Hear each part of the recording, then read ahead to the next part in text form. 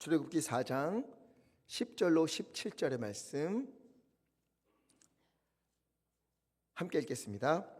모세가 여호와께 아뢰되 오 주여, 나는 본래 말을 잘하지 못하는 자니이다. 주께서 주의 종에게 명령하신 후에도 역시 그러하니 나는 입이 뻣뻣하고 혀가 둔한 자니이다. 께서 그에게 이르시되 누가 사람의 입을 지었느냐? 누가 말 못하는 자나 못 듣는 자나 눈 밝은 자나 맹인이 되게 하였느냐? 나 여호와가 아니냐? 이제 가라. 내가 내 입과 함께 있어서 할 말을 가르치리라. 모세가 이르되 오 주여, 보낼 만한 자를 보내소서. 여호와께서 모세를 향하여 노하여 이르시되 레위 사람 내 형 아론이 있지 아니하냐? 그가 말 잘하는 것을 내가 아노라. 그가 너를 만나러 나오나니 그가 너를 볼 때에 그의 마음에 기쁨이 있을 것이라. 너는 그에게 말하고 그의 입에 할 말을 주라. 내가 내 입과 그의 입에 함께 있어서 너희들이 행할 일을 가르치리라. 그가 너를 대신하여 백성에게 말할 것이니 그는 내 입을 대신할 것이요 너는 그에게 하나님같이 되리라. 너는 이 지팡이를 손에 잡고 이것으로 이적을 행할지니라. 아멘. 아멘. 오늘이 첫날 1월 1일 수요 예배에 하나님 앞에 영광 돌리게 나온 우리 모든 성도님들에게 하나님의 넘치는 은혜와 복이 있기를 간절히 축원합니다. 우리 옆 사람과 인사할까요? 어떻게 인사하냐면 하나님께서 당신의 기도에 응답하실 겁니다.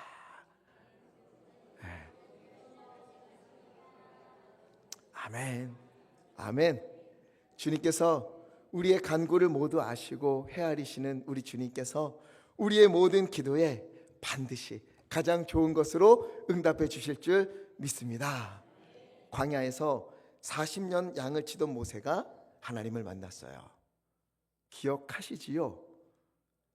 기억 안 하시면 잠깐 복습해드려요. 그래서 늘 하나님을 만났어요. 어디서 만났지요? 여호와의 산, 하나님의 산 호렙에서. 호렙은 메마른 황폐한, 폐허 파괴된 곳, 이런 뜻을 가지고 있었지요. 이렇게 메마르고 황폐한 곳, 파괴되고 폐허가 되어버린 곳이 누구의 산이 되었다고요? 하나님의 산이 되었다. 이렇게 말씀을 드렸어요. 모세는요, 미디안 광야에서 40년을 지내며 꿈도 소망도 다 잃어버렸어요.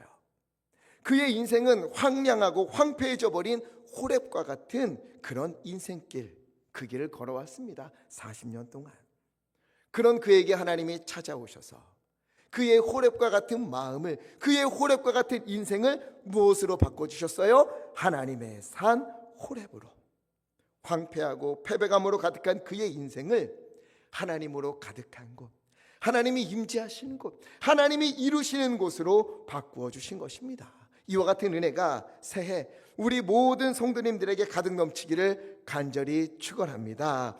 주님을 앙망할 때에, 주님을 의지할 때에 황폐하고 무너지고 깨어진 우리 인생의 모든 호렙들, 우리 앞에 놓여진 모든 호렙들을 주님께서 하나님의 산으로, 하나님을 만나는 곳으로, 하나님께서 바꾸시는 곳으로 우리에게 은혜를 베풀어 주실 줄 믿습니다. 그리고 하나님께서 모세에게 뭐라고 명하십니까? 3장 10절 함께 읽겠습니다. 시작. 이제 내가 너를 바로에게 보내어 애굽에서 인도하여 내게 하리라. 아멘. 모세야, 너 애굽으로 가라. 바로에게 가서 고통 가운데 있는 내 백성 이스라엘을 인도하여 내어라. 12절, 두려워하지 말라. 내가 반드시 너와 함께 할 것이다.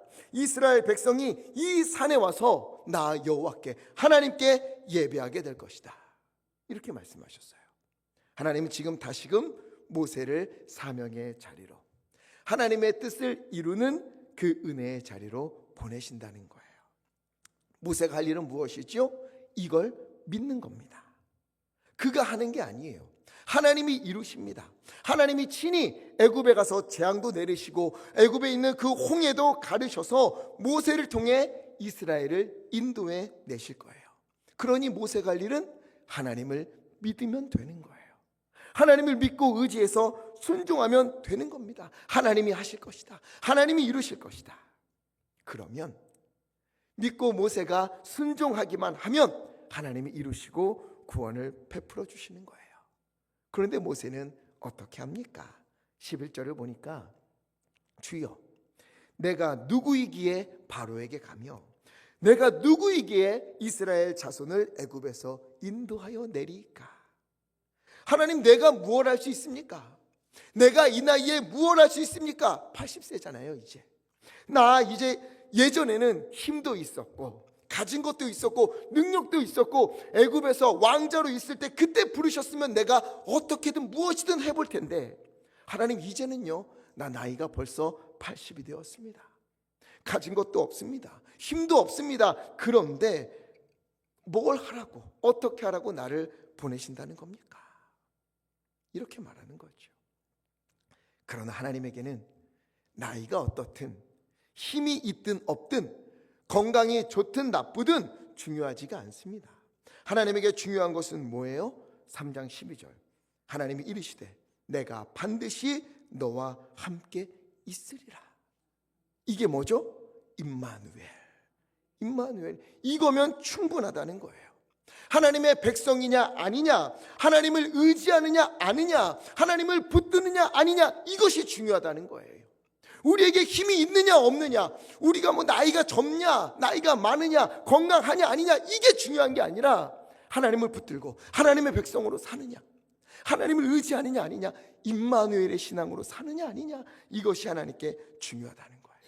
그런데 우리는 아멘 했잖아요. 그런데 이때 모세는요 하나님의 이런 말씀을 중간에 다 끊고 이렇게 이야기해요.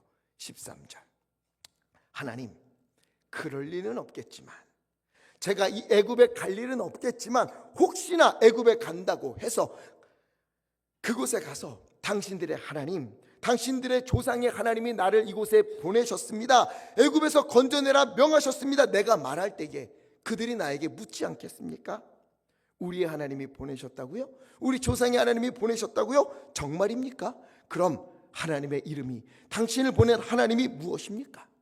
이렇게 묻는다면 하나님, 제가 뭐라고 대답해야 합니까? 이러는 거예요.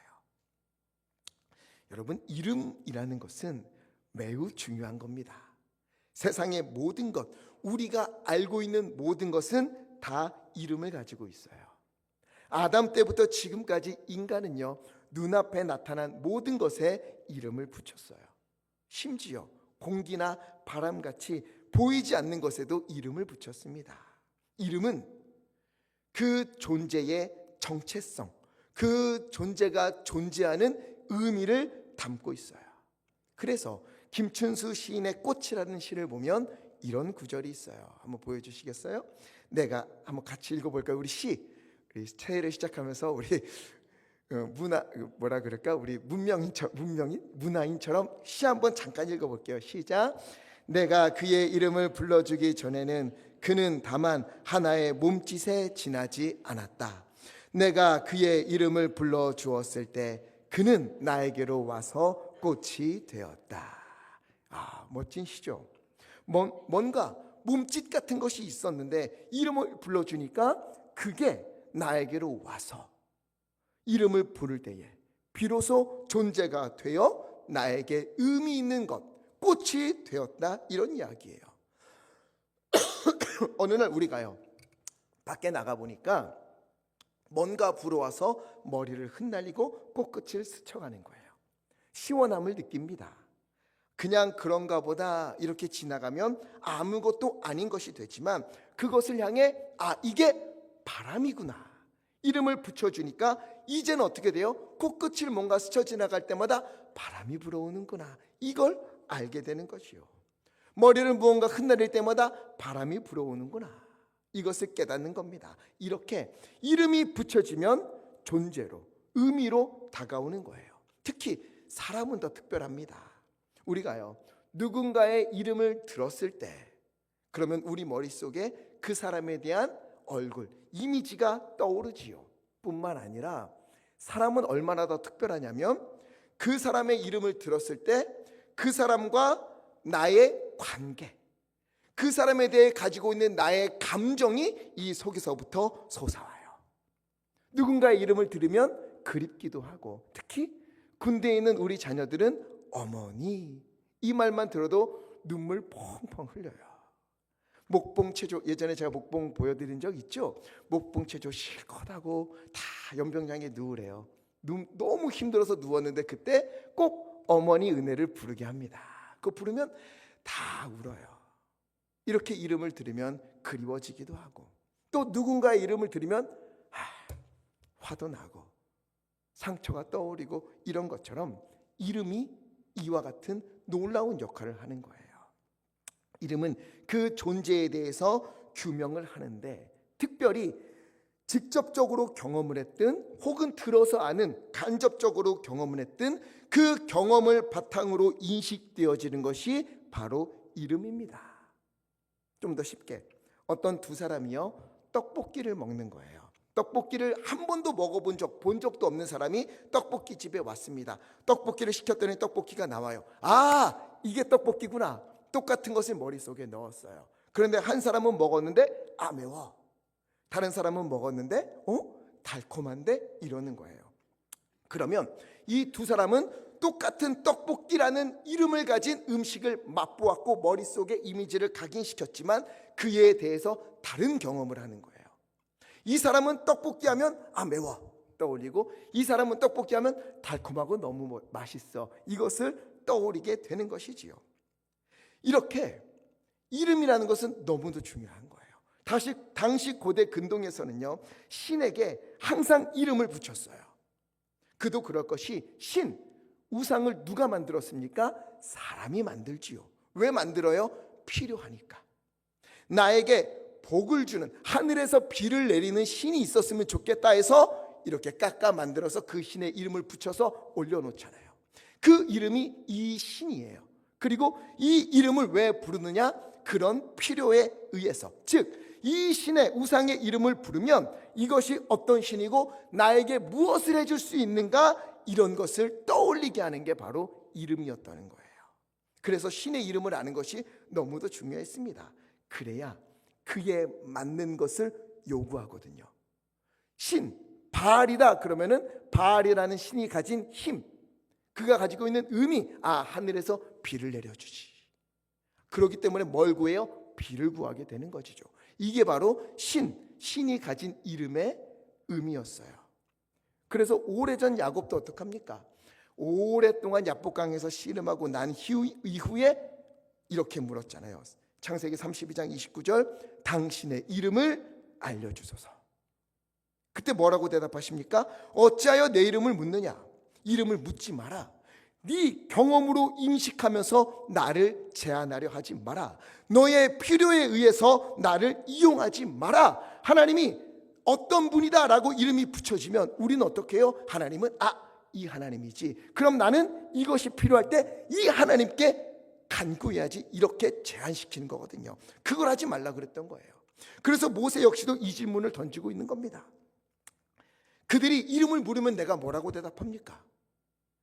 그러니 당신의 이름을 내게 알려주소서.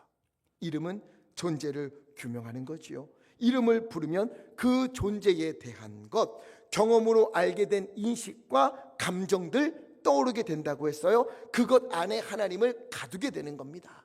이래서 하나님의 이름을 부르지 못하게 하시는 거예요. 하나님이 이 시간에 우리를 가둘 수 없다는 겁니다. 이에 하나님이 대답하세요. 3장 14절 함께 읽겠습니다. 시작. 하나님이 모세에게 이르시되 이같이 이르기를 스스로 있는 자가 나를 너희에게 보내셨다 하라. 아멘. 스스로 있는 자, 나는 스스로 있는 자다, 나는 나다, 이렇게 대답을 하세요. 이것을 히브리어로 뭐라고 하냐면 예흐예, 아쉐르, 예흐예, 이렇게 말을 해요. 한번 따라해 볼까요? 예흐예, 아쉐르, 예흐예. 우리 아주 유식해진 겁니다. 예흐예, 아쉐르, 예흐예. 나는 나다, 나는 스스로 있는 자다, 이렇게 말씀하셨어요. 내가 너를 그들에게 보냈다고 해라. 이게 약간 어려운 부분이지만 잠깐 짚고 넘어갈게요. 예흐예, 아쉐르, 예흐예, 나는 나다, 이 말이 담고 있는 중요한 의미가 있어요. 어떤 의미가 있는가? 먼저는 약속입니다. 약속. 자, 나는 나다, 이 말이 뭔가 하면 과거의 하나님이 지금도 동일한 하나님이다. 이 뜻을 담고 있는 겁니다. 아브라함이 만났던 그 하나님, 그가 나다. 야곱이 만났던 하나님, 그가 너 앞에 있는 나다. 또한 앞으로 너의 모든 걸음을 그렇게 인도할 분이 바로 나다. 이 뜻을 가지고 있는 거예요. 시편에서 다윗이 고백했던 것처럼 나의 목자가 되셔서 부족함 없게 하신 그 하나님, 이렇게 말했던 그 하나님이 오늘도 동일하게 너에게 임하시는 그 하나님이 될 것이다. 어둡고 캄캄한 골짜기를 지난다 할지라도 거기서 다윗을 지켜주신 그 하나님이, 그때 그 여호와가 오늘 너희 앞에 있는 바로 나다. 이 뜻이에요. 나는 나다. 그때 그 내가 지금의 나다. 그리고 그때 내가 앞으로도 너와 함께할 나다.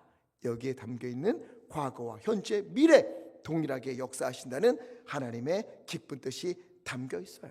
나, 과거의 나, 아브라함과 이삭과 야곱과 요셉과 또 모세와 여호수아와 다윗과 함께 했던 그 하나님이 바로 나다. 그리고 너희 앞에 오늘 너가 예배하는 이 앞에 있는 이가 바로 나고, 내가 그때와 동일하게 너에게 역사할 것이며, 또한 그때 그 놀라운 역사함으로 앞으로도 너의 인생을 책임질 것이다 말씀하시는 게 바로 나는 나다가 담긴 첫 번째 의미예요. 다음으로 나는 나다에 담긴 하나님은, 나는 너희가 알 수 없는 나다, 이런 뜻이에요. 너희가 무엇으로도 비교할 수 없고 무엇으로도 상상할 수 없는 그 하나님이다. 나의 생각과 뜻과 계획을 너희는 헤아릴 수 없다. 나는 나다, 이런 거예요. 여러분, 우리가 하나님의 뜻을 어떻게 헤아릴 수 있겠습니까? 하나님의 뜻을, 하나님의 계획을 무엇으로 알 수 있겠습니까? 우리는요, 하나님이 계시해 준 것만 알 수 있어요. 계시가 무엇인가? 베일에 쌓여진 것을, 감추인 것을 드러내어 보여준다는 거예요. 사진 보여주시면 이렇게 상자가 있어요. 우리 앞에 상자가 있으면 이걸 열어서 보겠지요. 아, 여기 뭐가 들어있겠구나 라고 볼 수 있어요. 그런데 저 절벽 너머에 저 상자가 있는 거예요. 내가 건너갈 수가 없어요. 그러면 저 상자 안에 뭐가 들어있는지 어떻게 알 수 있겠어요? 우린 알 수가 없어요. 알 수 있는 방법은 뭐예요? 누군가가 와서 저 상자를 열어서 그 안에 무엇이 들어있는지 보여주면, 말해주면, 아, 이게 들어있구나 알게 되는 것이요. 이와 같습니다. 우리는요, 하나님이 보여주신 만큼만 알 수 있어요. 하나님이 들려주신 만큼만 들을 수 있습니다. 이걸 계시라고 해요. 우리는 하나님에 대해서 얼마만큼 알 수 있어요? 성경에 기록해 주신 만큼. 그리고 또한 이 기록된 말씀을 살아내어서 이 말씀이 내 삶의 체험이 되어질 때, 아, 바로 이게 그 말씀이구나 라고 그 계시 보여주시는 것을 깨닫게 되는 겁니다. 그 이상은 우리에게 허락되어 있지 않아요. 하나님은 허락하신 만큼만 우리에게 보여주시고 우리는 그만큼만 알 수 있습니다. 그래서요, 우리가 하나님에 대해서 많이 알지 못한다, 큰 문제가 되지 않습니다. 왜? 우리가 할 일은 하나님을 믿는 것이기 때문에 그래요. 내가 이해할 수 없는 방법으로 하나님은 우리와 동행하신다. 내가 헤아릴 수 없는 놀라운 일들로 하나님은 오늘도 나를 인도하고 계신다. 이 믿음을 가지고 신뢰하는 것, 이것이 우리가 할 수 있는 일이고 하나님이 원하시는 거예요. 이러한 것들이 나는 나다. 하나님께서 말씀하신 겁니다.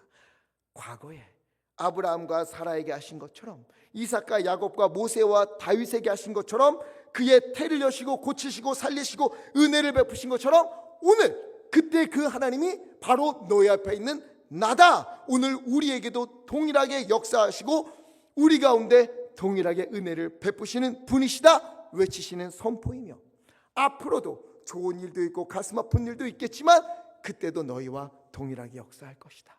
그리고 또한 너희가 알 수도 없고 헤아릴 수도 없는 방법으로 너희에게 임재할 것이다는 나는 나다에 담긴 의미인 것입니다.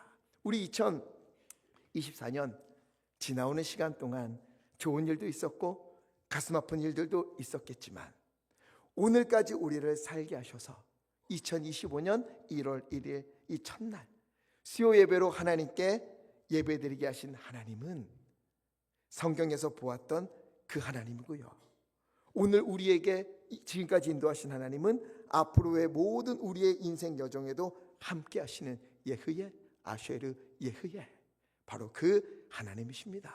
그러니 여러분, 우리는요 혼자일 수 없는 존재입니다. 왜? 하나님이 함께 하시기 때문에. 이런 나에게 함께 하신다고, 이게 하나님이 무슨 함께 하시는 삶이야? 아니요, 그때도 하나님은 함께 하십니다. 또한 우리는 혼자 있다 하여도 잊혀질 수 없는 존재입니다. 왜? 하나님이 이름을 부르시고 계시기 때문에. 그리고 또한 우리는 막막한 일들이 있다 하여도 무너질 수 없는 존재예요. 왜? 하나님이 동행하고 계시기 때문에. 이것이 바로 나는 나다. 성경에 말한 나가 바로 나다.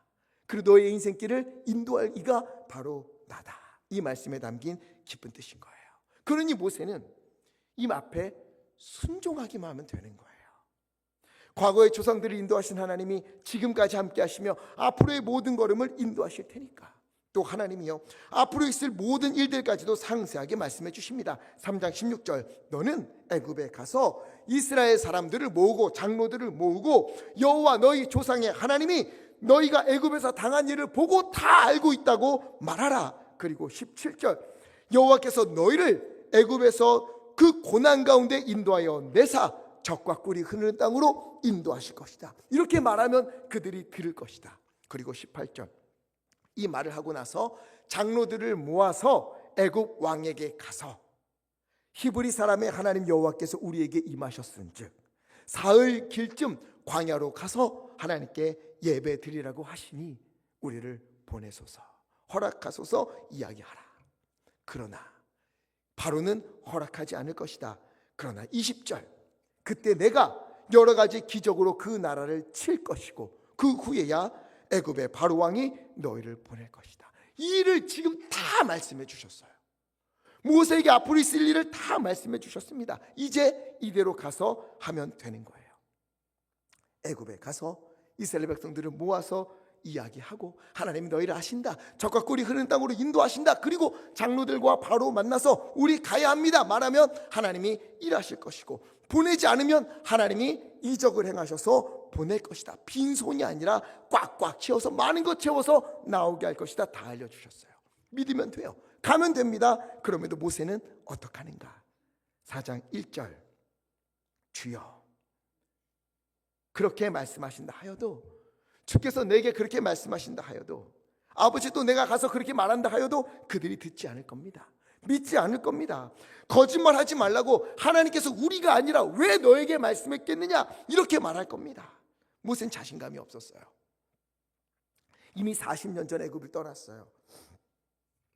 애굽의 왕자였을 때도 이스라엘 백성들이 그 말을 듣지 않았어요. 모세를 받아주지 않았어요. 그런데 지금 아무것도 없고 나이도 많고 떠난 지도 오래되었는데 그가 가서 이야기한다는데 누가 들어주겠습니까? 모세는 두려웠어요. 불안했어요. 그러자 하나님이 모세에게 말씀하십니다. 2절 함께 읽겠습니다. 시작. 여호와께서 그에게 이르시되 그가 이르되 지팡이니이다. 아멘. 내 손에 있는 것이 무엇이냐? 모세가 뭐라고 대답해요? 지팡이입니다. 저는 이 장면을 생각하면 가슴이 찡합니다. 하나님의 물음에 모세가 손에 든 지팡이를 보았겠지요. 지팡이입니다. 그리고 말할 거예요. 그러나 이 지팡이는 특별한 지팡이가 아니에요.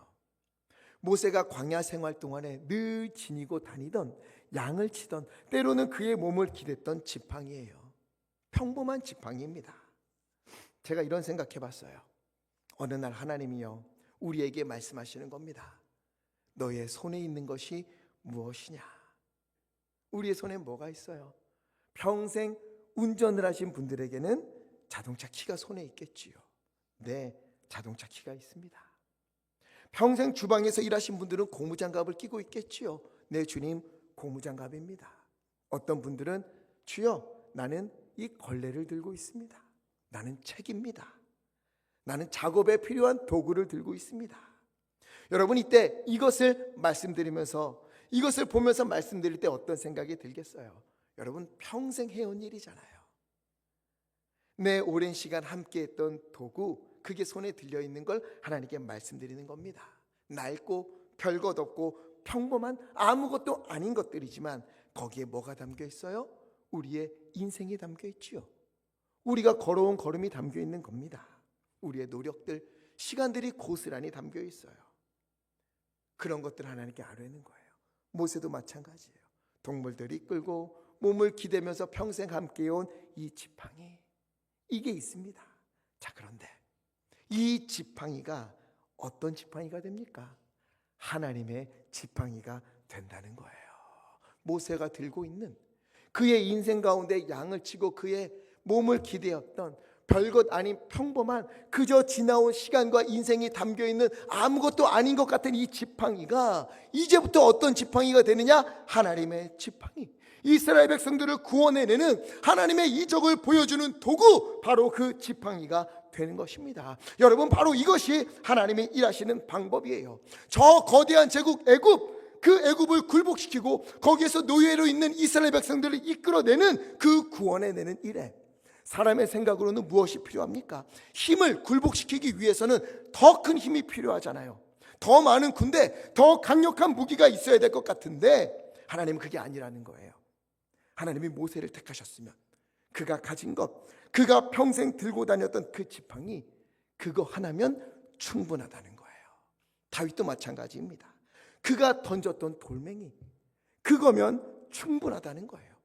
앞으로 그의 삶의 모든 삶 가운데 나타나는 모든 것들, 그리고 그가 이스라엘 백성들 이끌어가는 그 모든 걸음 가운데 다른 게 필요한 것이 아니라 그 지팡이면 된다는 거예요. 힘으로 힘을 이기는 것이 아니라 하나님의 능력으로 거대한 힘을 이기게 하시겠다는 겁니다. 모세가 들고 다녔던 평범한 지팡이로 하나님의 능력을 행하는 지팡이를 삼아주신 것처럼, 여러분, 우리 손에 들려있는 것이 무엇이든 우리가 걸어온 걸음, 우리가 열심히 노력했던 그동안 우리의 삶에 평범하고도 별것 아닌 것 같아 보이지만 그래도 열심히 걸어온 그 일들을 통해 하나님은요, 주님의 놀라운 일을 이루실 줄 믿습니다. 모세의 지팡이가 하나님의 지팡이가 된 것처럼 여러분, 우리 손에 든 것이 무엇이든 그것을요, 아무리 연약해도 또 빈손이면 이 연약한 손으로도 하나님은요, 강함을 무찌르시고 하나님의 전능하심을 나타내 보여주시는 도구로 삼아주시는 것입니다. 하나님은요, 우리를 사용하실 때 우리에게 없는 것을 요구하시면서 너 그것 갖추면 사용할게, 그렇게 말하시는 분이 아니에요.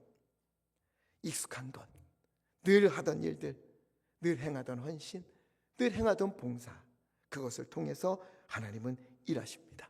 이렇게 일하시는 하나님을 믿음으로 주님의 크고 놀라운 은혜의 현장에 귀한 사명자로 서시는, 그때 우리 손에 든 것이 무엇이든 하나님의 지팡이가 될 것을 믿고 주님만을 의지하며 주님의 놀라운 일을 나타내는 우리 모두 되기를 간절히 부탁을 드립니다. 그렇게 평범했던 모세의 지팡이를 하나님의 능력을 행하는 지팡이가 될 것을 보여주시기 위해 4장 3절 하나님이 말씀하세요. 모세야, 지팡이를 땅에 던져. 모세가 던졌어요. 땅에 던지니까 뭐로 변했어요? 뱀으로 변한 거예요. 모세가 깜짝 놀라서 피하자 하나님이 말씀하십니다. 4절, 내 손을 내밀어 꼬리를 잡으라. 저는 뱀을 무척 싫어합니다. 여러분도 안 좋아하시지요? 저는 보는 것도 싫어합니다. 너무 징그러워요. 그럼에도 군대에서요, 이제 산에서 자주 지내다 보니까 뱀을 종종 보게 돼요. 한 번은 선임과 이 산속에 있는 초소에 들어가는데 이 초소 앞에 뱀이 또아리를 틀고 우리를 쳐다보고 있는 거예요. 그랬더니 옆에 소리가 들립니다. 선임이요, 치워, 이러는 거예요. 저는 뱀이 너무 싫고 만져본 적도 없어요. 이걸 어떻게 잡아야 될지도 몰라요. 그런데 선임이 하라면 해야지요. 총을 꺼내서. 쏘지는 못하니까 총으로 뱀을 톡톡 쳐요.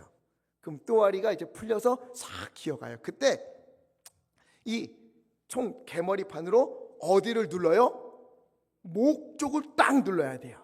그리고 목을 잡아서 빙빙빙 돌려서 확 던져버려야 합니다. 그래야 돼요. 꼬리를 잡으면 물리지요. 근데 하나님은 모세에게 어딜 잡으라 그래요? 꼬리를 잡으래요. 꼬리를 잡으면 물리는데 그럼에도 꼬리를 잡으라. 아니, 왜 꼬리를 잡으라 그러셨을까? 상식보다 뛰어난 것이 순종이기 때문에 그렇습니다. 하나님이 모세에게 보여주고 싶은 것은 무엇이냐? 너가 아는 상식이 아니라 아무리 위험한 것도 내가 꼬리를 잡으라 그랬을 때 너희가 꼬리를 잡으면 그것은 너를 해하는 것이 아니라 다시 너에게 도움을 주는 지팡이로 변하게 될 것이다. 이것을 보여주시기 위해서 꼬리를 잡으라고 하는 겁니다. 모세는 머리를 잡아야 되는데도 불구하고 주님이 꼬리를 잡으라고 말씀하시자 순종해요. 꼬리를 잡아요. 그랬더니 지팡이가 됩니다. 그리고 6절, 내 손을 품에 넣으라. 넣었다가 꺼내보니까 손에 나병이 있어요. 다시 넣었다 꺼내니까 제자리로, 제 손으로 돌아오는 거예요.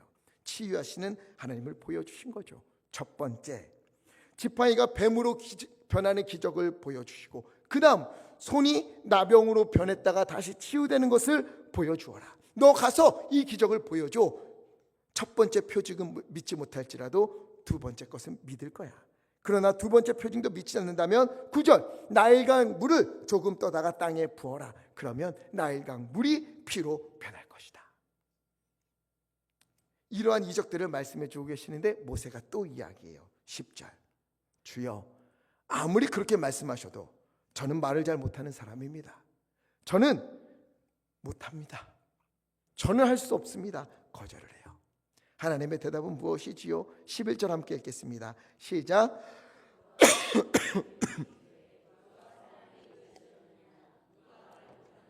못 듣는 자나 눌방근 자나 맹인이 되게 하였느냐? 나 여호와가 아니냐? 아멘. 누가 사람의 입을 지었느냐? 누가 말 못한 자나 못 듣는 자나 눈 밝은 자나 맹인을 되게 하였느냐? 나 여호와가 아니냐? 12절, 그러니 가라.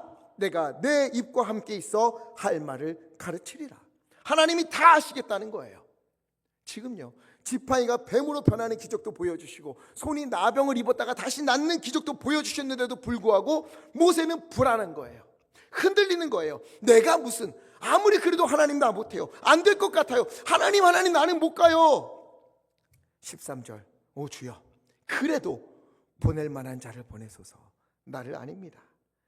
자꾸 거절하니까 하나님이 화가 나셨어요. 14절, 여호와께서 모세를 향하여 노하여 화를 내시고 내가 이미 너의 형 아론을 예비하였다. 이미 다 준비해놨어. 15절, 너는 그에게 말하고 그는 너를 대신하여 백성에게 말할 것이다. 아론은 너의 입을 대신할 것이고 너는 그에게 하나님과 같이 되리라. 그리고 17절 이렇게 말씀합니다. 함께 읽겠습니다. 시작. 너는 이 지팡이를 손에 잡고 이것으로 이적을 행할지니라. 아멘. 모세야, 내가 다 준비했고 내가 다 이룰 것이다. 그러니 가라. 두려워하지 마라. 더 이상 주저하지 마라. 너의 손에 있는 그 지팡이를 잡고 가서 이적을 행하라. 내 백성을 이끌어내어라. 모세의 마음을 다잡아 주시고 그를 일으켜 사명의 자리로 애굽으로 보내시는 하나님을 우리가 보게 됩니다. 이에 모세가 순종하자, 드디어 순종하자 어떻게 됩니까? 20절 함께 읽겠습니다. 시작. 모세가 그의 아내와 아들들을 나귀에 태우고 애굽으로 돌아가는데 모세가 하나님의 지팡이를 손에 잡았더라. 아멘. 그동안 들고 다녔던 평범하고도 그의 인생이 담겼던 그 별것 없는 지팡이가 어떻게 되었다고요? 하나님의 지팡이가 되었다는 겁니다. 모세에게 능력이 있어서가 아니에요. 지팡이에게 신비한 힘이 있었던 것도 아닙니다. 모세가 하나님의 말씀에 순종하자. 이해가 안 되고 힘들 것 같고 도저히 안 될 것 같고 거부하고 또 거부하다가 결국 끝내 하나님의 말씀에 순종하자.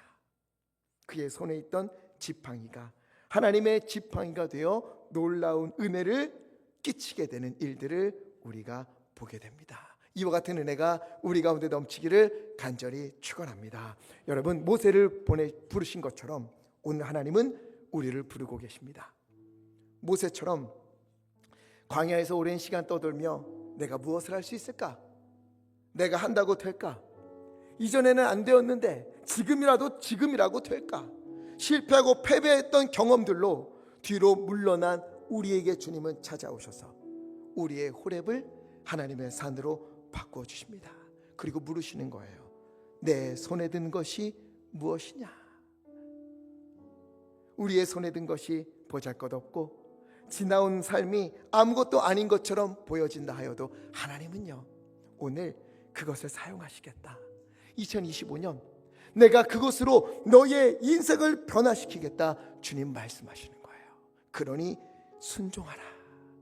말씀을 따라 살아라. 힘들어도, 믿을 수 없을 것 같아도, 답답해도, 그래도 그 말씀에 순종하면 여러분, 우리 손에 들려진 것, 그 지팡이가 무엇이든지 그것이 하나님의 지팡이가 될 줄 믿습니다. 오늘 하나님은 주님의 말씀을 이뤄내는 삶으로 우리를 부르시는 거예요. 순종하는 자에게 반드시 그 손에 든 것을, 그 인생을 하나님의 지팡이로 바꾸시는 은혜가 있을 줄 믿습니다. 가나의 혼인잔치에서 그 물을 떠다 주었던 순종했던 하인들만이 그 물이 술로 변하는 것을 누리게 된 것처럼, 주님이 올해 우리를 인도하시려는 은혜의 걸음을 따라서, 말씀을 따라서 표대를 향하여서 우리가 걸어갈 때에, 순종하며 걸어갈 때에 하나님은 주님의 영광을 우리 가운데 보여주시고 우리에게 있는 것을 하나님의 지팡이로 삼아주시사 주님의 놀라운 능력을 행하시는 은혜를 우리 가운데 부어주실 줄 믿습니다. 이 은혜가 올 한 해 우리에게 가득하기를 예수 그리스도 이름으로 간절히 축원합니다. 우리의 말씀을 기억하며 함께 기도했으면 좋겠습니다. 오늘 주님께서 물으시는 거예요. 너의 손에 든 것은 무엇이냐? 너에게 익숙한 것은 무엇이냐? 너의 삶이 담긴 것, 너가 오늘까지 살아온 것, 그것이 무엇이냐? 오늘 그것을 하나님의 지팡이로 바꿔주겠다. 그러니 너는 내게 순종하라. 너는 내게 순종하라. 이 말씀을 기억하면서, 주여, 나의 지팡이, 내가 해온 것, 내가 아는 것, 이것밖에 없습니다. 주님 받아주시옵시고 주님 지팡이로 삼으시사 주님의 놀라운 일을 이루시는 아버지 은혜를 허락하여 주시옵소서.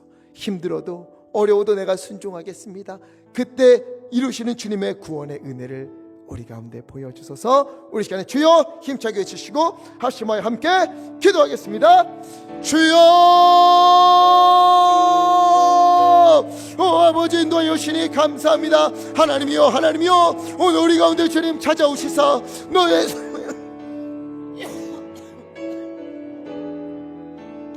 너의 손에 있는 것은 무엇이냐, 너의 손에 든 것은 무엇이냐 물으실 때에 하나님이여, 우리가 주님께 대답할 것은 아버지 하나님의 자동차 키, 혹은 이러한 도구, 혹은 걸레, 혹은 고무장갑, 아버지 혹은 나의 목소리, 하나님 혹은 나의 빈손, 이것밖에 없습니다. 아버지, 이것밖에 없습니다. 주님 앞에 말씀 드릴 때에 아버지 하나님, 주님께서 우리 가운데 오시사 하나님의 그 모든 것을 주님의 지팡이로 바꿔주시는, 하나님의 지팡이로 바꿔주시는 은혜가 있도록 아버지 인도하여 주셔서, 지금까지는 내 손에 든 지팡이였지만 아버지 하나님, 오늘부터 순종하며 주님의 길을 걷는 우리에게 이 지팡이는 하나님의 지팡이가 되어서 하나님의 일을 이루는 도구가 될 줄 믿사옵나니, 아버지 하나님, 주님의 구원을 이루는 일들로, 주님의 은혜를 맛보는 일들로 아버지 우리의 삶을 채우시고 인도하여 주셔서 순종하며 주님의 길을 걷습니다. 아버지, 주님의 말씀을 바라보면서 아버지 하나님, 주님의 표대를 향해서 얻겠사옵나니 아버지 인도하시고 주 하나님, 우리 가운데에 하나님의 은혜를 베풀어 주시옵소서. 사랑과 은혜가 많으신 아버지 하나님, 광야의 호렙길, 그 황폐한 길을 걸어가던 모세에게 찾아오신 것처럼 아버지, 오늘 힘들고 지치고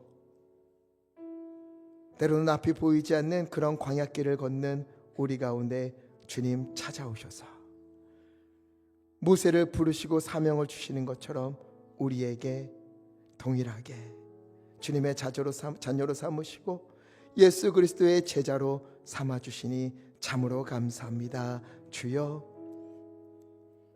너의 손에 든 것은 무엇이냐 물으실 때에 아버지 하나님, 오늘 우리가 대답하는 그것, 지금까지 살아온 것, 지금까지 열심히 해왔던 이것, 별것 아닌 것 같지만 이것이 주님 손에 들려질 때에 하나님이요, 하나님의 지팡이가 될 줄 믿사옵나니 아버지, 주님의 뜻을 우리 가운데 이루어 주시옵소서. 지금까지는 내 손에 든 지팡이였지만 아버지, 오늘부터는 하나님의 지팡이가 내 손에 들린 것을 믿고 주님의 길을 순종하며 걷겠으니 우리의 모든 인생길에 아버지 하나님의 홍해를 가르시고 아버지 하나님 만나를 내리시고 아버지 하나님이여 그곳에서 샘물을 솟아나게 하시는 주님의 은혜로 우리 가운데 이루어 주시옵소서.